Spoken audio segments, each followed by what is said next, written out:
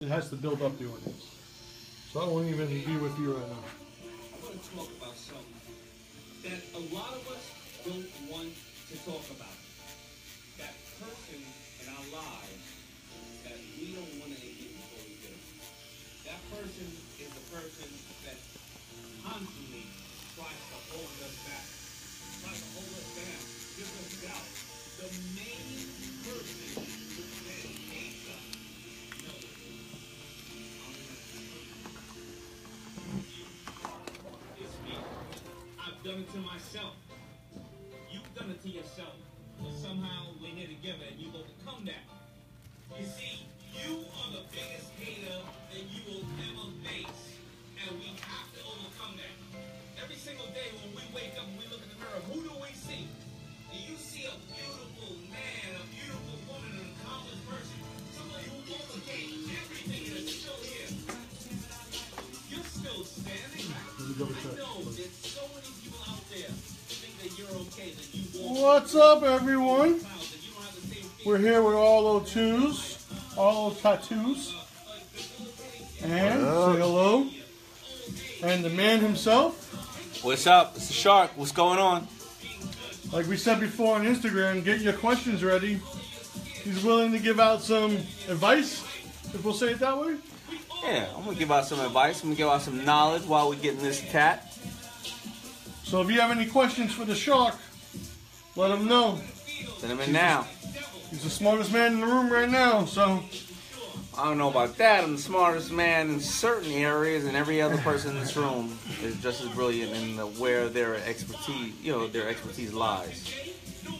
Good response. Good response. That's an accurate response,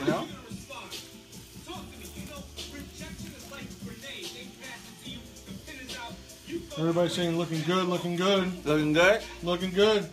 Why don't I tell you the story about tattoos right now? I can't lie. I'm a little older than Arlo here, but I believe that if he, you have to see him. When you go on his page, like, he's wearing, like, bikinis, man. So I believe he tasked me. I'm going to look just like him, That's the image I try to sell, yeah. Oh, that's the best part. When men wake up and they look in the mirror, and women wake up, they look in the mirror. Women wake up and they put a bunch of makeup on and they cover themselves no matter how beautiful they are, right? Because they've been taught to do that. When we wake up, men, I look in the mirror, I don't know. Every day I wake up, I don't know if I'm Brad Pitt. I don't know if I'm that dude who plays Thor. I don't know if I look like Arlo. We look beautiful. That's how guys do. But let's talk about tattoos. Let's think about that. Before maybe 10 years ago, 15 years ago, it wasn't fly to have a tattoo and be seen with it. But who really changed that? Steve Jobs. Apple. Think different. He brought in the most amazing individuals into his store. These guys and girls were called geeks, but they had whether it was a bone in their nose or whatever it was, but they were allowed to be them. They were allowed to think different, and then it made it okay for people to have art and be themselves on their body.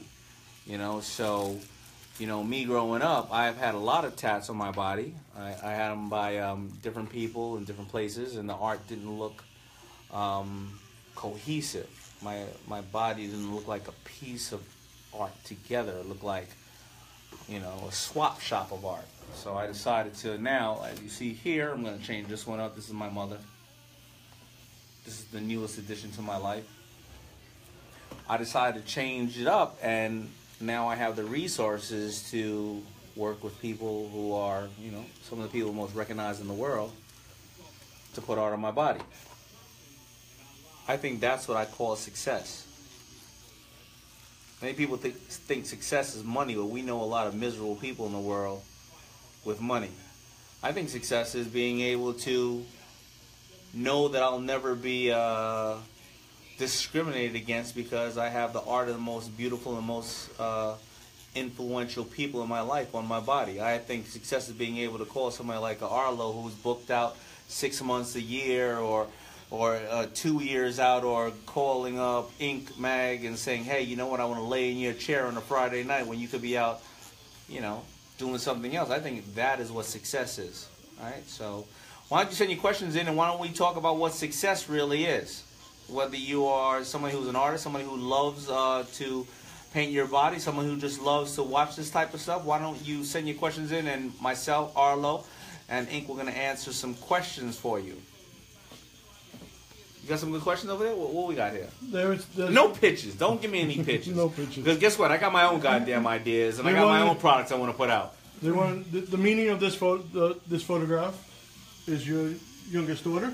This is my newest daughter in life. I have 2 other daughters from my first marriage who are amazing, and they changed my life. And I never thought I'd be a dad again. But this is my youngest. Now, on my body, I tend to, put art that means something to me, and they tend to be all honestly, my 3 daughters and my mother. I thought I was going to be I always wanted to be surrounded by beautiful women. I didn't think it was going to be that. My mother, my 3 daughters, my ex-wife, my current lady. I didn't think it was going to be that. I thought it was going to be like, I grew up, I wanted to be like T.J. Hooker, right? And Burt Reynolds.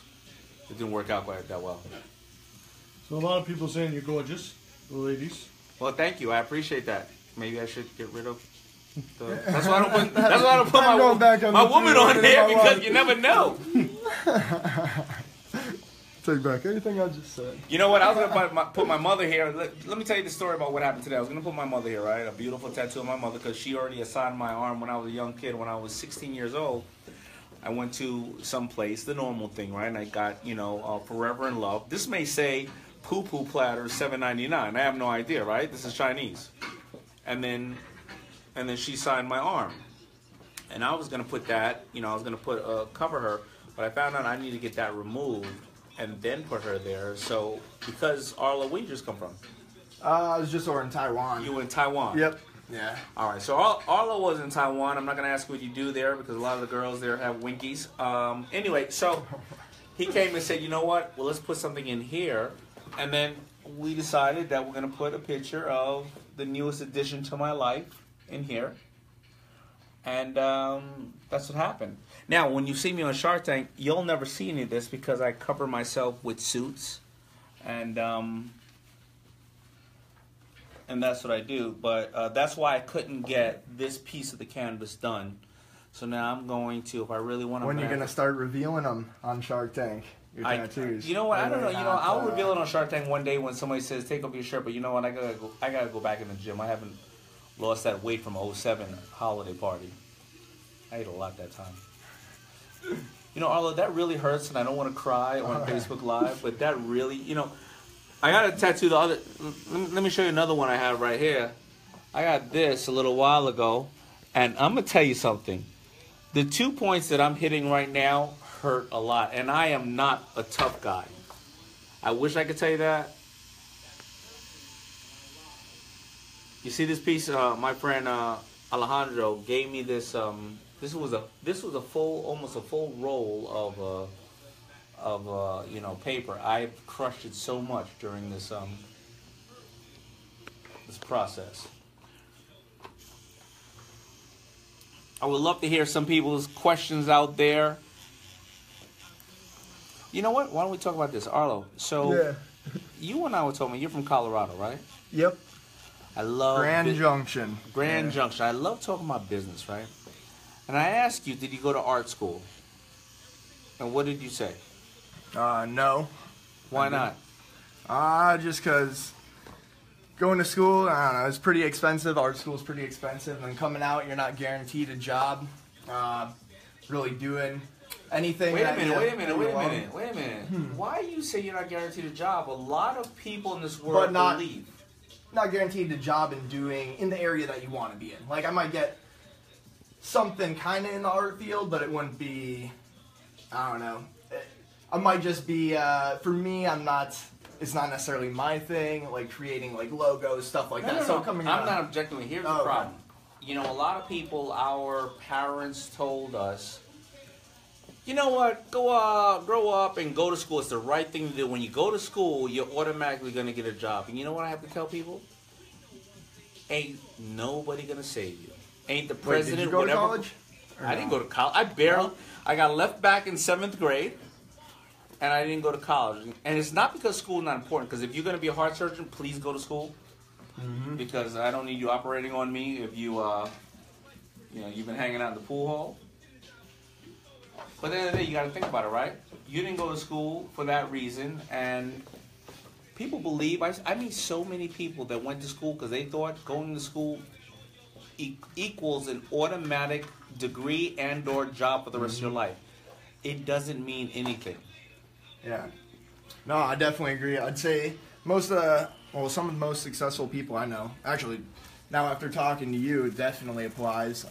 Never went to school, never went to college or anything. Now, I believe you go to college. I guess that's more so the entrepreneurs, stuff like that. You know what? I believe you go to college, learn financial intelligence first, because you're going to need that no matter what thing you go into. But if you're going to go to school, see, Arlo didn't go to school, and then what did you decide you were going to do at that point? You decided you're going to be like an iron worker, right? Yeah, I was gonna be an iron worker. I was on the waiting list to get in the iron workers union, and that's what I was gonna do. Maybe I always wanted to kind of learn how to tattoo. Maybe do that on the side as a side job. So as an artist, you figured you were gonna learn how to tattoo, do that on the side, but you're gonna be an iron worker. What is an iron? For my main income, right? What does an iron worker make per year? I don't know. 50,000. I think it was like 80. I think it can get up to like. Maybe around 60, I'd say. $60,000 a year. You were going to be an iron worker, because artists don't necessarily get paid unless after you die. Yeah, your paintings sell, right? Yeah. And think about that now. I already know, because I just know business, probably how much this man makes. But trust me, most people in the world don't make this type of money. I find that fascinating. Anything you do in the world that you're really good at, you can make a living out of it if you do it the right way. Let me tell you about another artist I met. I met an artist one day, and I tell everybody that. I put that in my book. I met an artist one day, and I was at a hotel, and I walked downstairs to the hotel, and I was getting something to eat, and this artist walks up to me, and he goes, "Oh my God, you're Daymond John." I go, "Yeah, I am." I say this in almost all my opening and my speaking engagements, and he said, "I need you to help me." I said, "Help you do what?" "I want you to help me become a rapper." I said, "You want me to help you become a rapper?" "I can't do that. I make t-shirts for a living." He said, "Okay, no problem. We go out to the parking lot. The valet brings her in my car. The valet brings her in his car. His car is more expensive than mine." I said to him, "Well, it doesn't look like you doing half bad as a rapper." He said, "No, I'm an artist. Most of my friends who are artists, they paint, they do, paint faces at carnivals and whatever. They make about $300 a week. So here's what I decided to do. I have 100,000 people that follow me on Instagram, and every single Monday I time-lapse me painting a white shirt. And I tell everybody on Instagram, that white shirt that I painted for $50, you can get it. Whether you buy one or you buy 100. But you'll never see it after the next 24 hours. On Tuesday, everybody that likes the shirt prepays for the shirt. I go over on Tuesday. I take all their money on Wednesday over to the screen printer. I run off all the screens they order, and I spend Thursday and Friday mailing it all out. And I do it over again every single Monday. I said, well, this sounds like a pretty good business as somebody who paints. How much did you do in businesses here? Arlo, how much do you think you did? Maybe 200,000. $1.2 million. What? And here's the best thing about it. When I used to make a shirt for 10, I sold it to the store for 20. They may have sold it for 40, and if they didn't sell it, they sent it back. Whoever didn't like the shirt, I didn't know who didn't like the shirt, and whoever bought the shirt, who bought it? The mother bought it for her son, the son bought it for himself, the husband bought it for himself. I didn't know how to follow up. Now, he makes the shirt for 10, he sells it for 50. He knows exactly who buys the shirt, why they buy it, why they didn't buy it, and he upsells them. If he wants to sell a woman in Detroit who likes Cadillacs with dandruff and German Shepherds, he can target them. Think about that. Anyway, got any questions here by anybody who wants to make some money for themselves or for their families? What's up? Everybody's complimenting and saying, does it hurt? And then one person asked, do you have any regrets? I do have regrets. There's a couple of regrets that I have. One regret is when we opened up FUBU stores in South Africa, I didn't take the trip because I was too busy and my other partners went. And Mandela called my partners. He had just been released, and Mandela called my partners, and they went and saw him, and I never got to meet Mandela before he died. The only other regrets I may have is, did my life as an entrepreneur, did it take away too much time from my kids? And I would think that almost any parent, until the day you die, always question, were you a good parent? But even though I work 24 hours and 7 days a week as an entrepreneur on my dream, I'm a workaholic. I would have worked 24 hours, 7 days a week on somebody else's dream. Even if I was a garbage man, it didn't matter. So I can't regret what I've done. So all you people that out there work for somebody, it's great working for somebody, working for yourself. But if you're built like that, that's just how you're built. Any other questions? They're giving you props. They keep on saying you're a smart man. Oh, thank you. You know what? I'm not smart. I just have common sense. I didn't go to college, but I was open enough to learn from everybody because life is a series of mentors, and the only reason I am at this level of common sense is because I learn from everybody. When you walk in the room trying to act like you know everything, that's the only thing you're not going to learn. Damon Hammond asks, how did you start your own successful business at such a young age, as 16 or 17, and so on? I started several businesses. And FUBU, actually, I started in 89, and I failed 3 times and closed it up until 1992, and then I didn't get any public acknowledgement until 1997. So it's not like people think, here's what people have to do when they're getting frustrated. Stop looking at Instagram and Facebook and thinking everybody's making everything overnight, because you're comparing your blooper reel to everybody's sizzle reel. It's hard work no matter what you do. And a real business, no matter what you do, doesn't really grab hold of anything and get into its rhythm until 4 to 6 years in. Cody Blair asked, do you have any regrets on some Shark Tank deals you should have made deals with?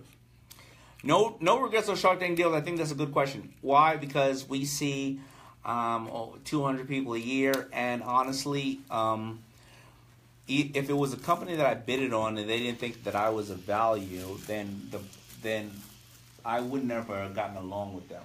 Also, I have seen things that are really, really stupid that I think that I don't like, and the company is whack or whatever the case is, and another shark will do it, and they go off and make millions of dollars because they understand the vision of it.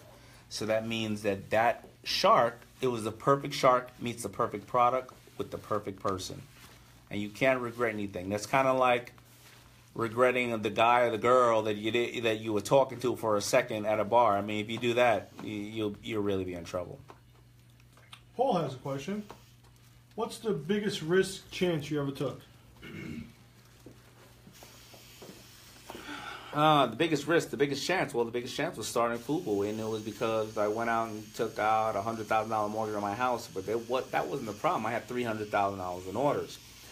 The reason why I took that chance, now that I look at it in hindsight, it was because I didn't have financial intelligence, and I risked everything, and I was about to lose the house and everything else because I didn't have financial intelligence. And it wasn't that I spent the money on lavish things, but I went out and took a $100,000 loan, and Alibaba wasn't out at the time, and I didn't trust, sending my money to any different place, whether it was Detroit, Denver, India, or China. And I would buy raw goods 90 days ahead of time, so that money was going out. I would pay for a staff and salary and utilities. That money was going out. And the stores, I would tell them they didn't have to pay me for 30, 60, 90 days, and that money was going out. And it was the lack of financial intelligence that risked me almost losing the house and FUBU, the business, and my life in general. So I keep saying, everybody, you gotta know your numbers. I don't care who you are. So whether you're running a business, you're working in a business, or you're running the checkbook at home, if you don't know your numbers, you're going to die. If you know your numbers, you're going to prosper. Lena has a question. What up, Lena?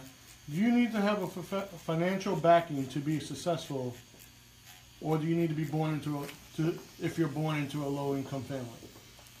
Low-income family? Yeah. I think she's trying to say, do you need to have backing if you have nothing? You absolutely need nothing to be successful in regards to finance. My last book is called The Power of Broke. I'm not saying that because I want to sell you my book, because I do free Facebook broadcasts all the time. Let me give you the stats, and here's why I wrote The Power of Broke. The Power of Broke is a mentality that you use whether you have $5 or $5 billion.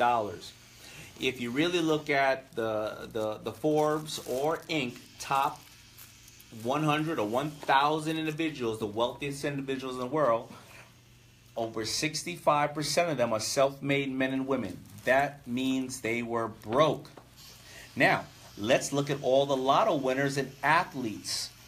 Lotto winners and athletes that have had 50, 100, $200 million. Over 65% of them 3 years out of the league or 3 years after winning the lotto, guess what? Over 60, 65% of them are broke. Money is a financial tool. It's an instrument, and you need to use OPM to get where you want.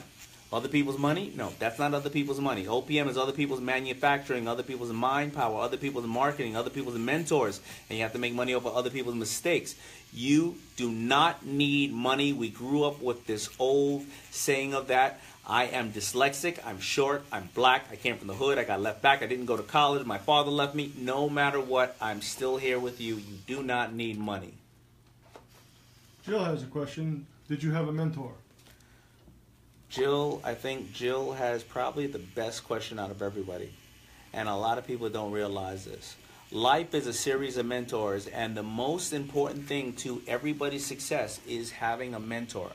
I've had a series of mentors. Of course, I had my mother at first, and then the first instrumental mentor that we usually have from outside of our family is one of those amazing teachers that give their time to us, and they're never appreciated. And then there was a guy who ran this corner store by my neighborhood, a bodega. He was my mentor, and everybody wants to go after the Mark Cubans of the world, the Richard Bransons to be their mentor.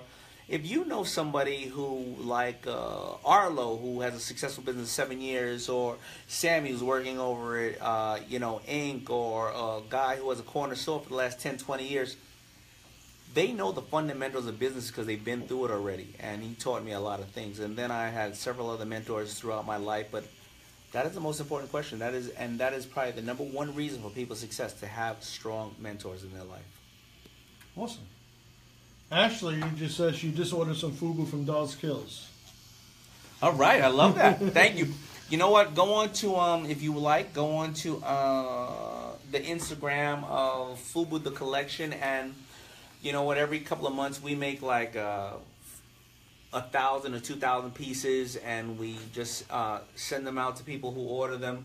And that's it. That's our main way of doing it. Of course, we have FUBU in the sneakers and warm up, but we have a collaboration right now with Ebbets Field, and that is right now. I think it's limited pieces, and we just throw it out there because we just love all the people that love the history of the brand. What was the name of your book again? Paul is asking. The Power of Broke. And Deb is asking, does it hurt? Well. Couple of hours, last couple of hours it hurt a lot. He just sprayed. What did you spray on that? Hush, or some other stuff. Yep. He sprayed some stuff on it. I took some pill and I'm drinking, so I'm trying to reduce the pain. But yes, and I'm trying to be, trying to act tough. But yes, it does hurt. Actually, we were just playing my track. My friend Dirty Harry took a couple of my speaking engagements and he put it together in a instrumental track and put a, ooh, that hurts. Whoa! Woo! I'll stay out there while you're talking. Yeah, there you go. There you go. I forgot. Oh my God. We'll stay out of that area. Yeah, stay out of that area. He put some of my speaking engagements down on a track for people like to work out when they don't I'm not trying to be a rapper. I'm not trying to do any of that. But it's a free download, and I think it's on Dirty Harry's site. We'll probably send out that link. George, why don't you send out that link for me, please? Yep, you got it. For people, I'm not trying to make money off anybody. I'm not trying to sell you anything. I just want people to be inspired, and I think Dirty Harry put a good angle to it. So I hope everybody enjoys. Do you think it's easier to be a successful man versus a woman? Do I think it's easier to be a successful man or a successful woman? I mean, the problem becomes, what do you deem as success? If it's growing, if it's you know, growing up in the corporate world, it is going to be more challenging being a woman, of course. But there are ways that you can get there, and I'm not talking about any foul ways. But the beauty of technology these days are that it's changing the entire world. So let's take a look at this. You know, 2 years ago, over 80% of the money from venture capitalists were distributed to 3 different states, and they were distributed to Boston, New York, and California. And out of those 3 different states where the billions of dollars were distributed in investments, less than 5% went to minorities and women. But if you look on Kickstarter, because technology has taken the face out of it, in Kickstarter, 40% of the companies backed on Kickstarter are women-owned. So that means that technology is changing today. Good answer. Vaskili, if I'm sorry I'm saying it wrong, says, "You're such a wonderful man. Beautiful tattoo. Now this is something worth watching." Thank you very much. I appreciate that. I appreciate the kind words. Autumn is asking, do you have any piercings? I do not. I mean, only my ears. No other piercings. You have somebody watching from Manila. Ooh, that hurt. There you go. Watch. Let me squeeze this. There you go. All right. You have people watching from Idaho, Mexico. Idaho, Mexico. Shout out to Idaho and Mexico. We'll show a close-up soon. What does FUBU mean? FUBU means for us, by us. Now, the misconception often is, what is the us? People thought it was a color, but it wasn't. It's always been about a culture. Many people don't realize that the first people that bought FUBU, when I put it in a magazine ad, were a lot of people in Seattle, Washington. It was the kids who were the skateboarders who loved grunge and liked to rebel, and it was the kids in Japan. The culture is the culture of people who love hip-hop. That's why I created FUBU. It was, you know, you're looking at me right now through technology, but I don't want to show my age, but you know, in '89 and 1990, our version of Twitter, Snapchat, and social media, and the way to communicate through the hip-hop world was through the music. That was our version of Twitter and social media, and that was our version of understanding what kids in other part of the world or the country were going through, because the news channels wouldn't show, you know, what was happening in the streets of Compton, right? So we were communicating through this music that you no longer had to play instruments, or you had to be able to harmonize, and we were talking about that. And I created FUBU because all the clothing lines were saying, well, we don't like black people, we don't like inner city kids, we don't like rappers, we don't like people who wear baggy clothes. And I was saying, who's gonna actually love the market that they sell to? And that's why I created FUBU. Autumn Williams has a question. What's up, Autumn? Says, did you tell Mr. Wonderful you were getting a tattoo? I did not, because I have a I'm getting Arlo. If he, you know, so Arlo wears like bikinis in some of his pictures, right? It's a mankini. Yeah, it's right? a mankini. So you know, if Arlo is ready, I'm going to put a picture of Mr. Wonderful on my black ass when I have a chance, so we can walk down the block with our mankinis on. There we go. There we go. Champion says... Champion what? Says... What's the last name? Nichols? Yes. Champion Nichols. Yes. You know him? Do I know him? Yes. Yeah, here's the problem with Champion Nichols. He's a longtime friend of mine, one of my closest friends, and he is actually, he heads up my speaking division. So his problem is this, right? Champion Nichols sends me all over the world. So when I told him on Friday night that I wanted to take off a day, he said, you know, he was looking at, you know, he's like Ike, and I'm Tina. You know, so he's up there, you know, he's eating a TV dinner right now, mad because I'm taking a day off. But go ahead, what did he say? He said the fastest growing segment of entrepreneurs is in the world are women. Yes, he is. He is correct because all the companies that ask me to speak talk to him about, and they send him, what their criteria is. And mompreneurs and women are the fastest growing segment in the world. But I think women don't realize one important thing, that they were entrepreneurs way before they're thinking about opening up a business. Because think about what a woman naturally does. She gives birth to a child. I don't care how many books you've read on raising the best child or anything like that. You bring this beautiful life into the world and you figure it out. Whether the baby got ear infections, whether the baby can speak, walk, talk, you figure it out. And women figure it out naturally. And they don't realize that what they do naturally is what an entrepreneur does. We figure it out. You can't not.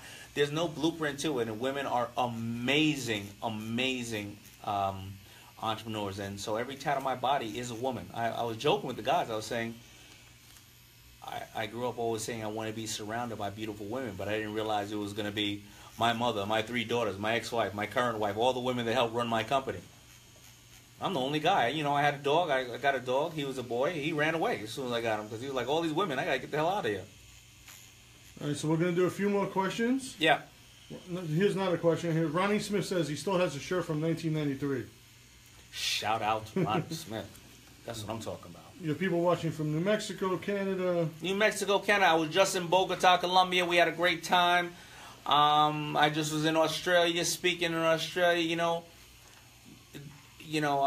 like Champ, the guy who was just there, we were making a joke. People thought the world was flat at first, then they thought the world was round. The world's going back to being flat because with this social media, you can talk to somebody anywhere in the world right now. So that means that if you're somebody who knows something and you're very good at it, open up your smartphone and start a business because the entire world wants to know about it. That's why, and that's how I met Arlo, because Arlo, you live in Denver, not Denver, Colorado, right? Yep, yeah. I wouldn't have known you before this, would I? Not at all. Nope. And Sammy and Ink Mag, I wouldn't have known that you knew Arlo and that there was a connection. And what I do, I looked on social media at my guy George Barnes, who works with me, the amazing individual, put us all together, and we're here. Any last words? I don't know, Arlo, why don't you give anybody who is an aspiring tattoo artist your rise and grind, and how did you get to this point? Besides how talented you are, what do you, give them some stuff here. Yeah, definitely work. Yeah, more than natural talent or anything, how hard you work at it and trying to take new angles at things. I think definitely has been put in hours, man. One of the biggest key to my success for sure. Surround yourself by individuals, even if going to conventions or stuff like that. Just stay inspired. That's huge. Do you love what you do? Absolutely, yeah, I do. All right. Yep. All right, now, I wouldn't have done this if I wasn't, associated with what I consider the Bible of, body art and canvas. Thank you, Ink, for having me. Thank you, Arlo, for coming here. I know you have jet lag, and I know you're going to fall asleep and start drooling on my arm in a minute. It really hurts, but I love everybody. Thank you, and follow me at the Shark Daymond John, and hopefully I'm gonna send out a link on that remix of my friend Dirty Harry, and I think we're good, right? Where they can follow you. I think so. Just go to Arlo Tattoos on Instagram or Arlo Tattoos on Facebook as well. And I'll see you on Shark Tank Friday nights, 9 p.m. and watch it. It's free, and find out how to empower yourself and to to make sure you be able to feed your family and live your dreams. I love you.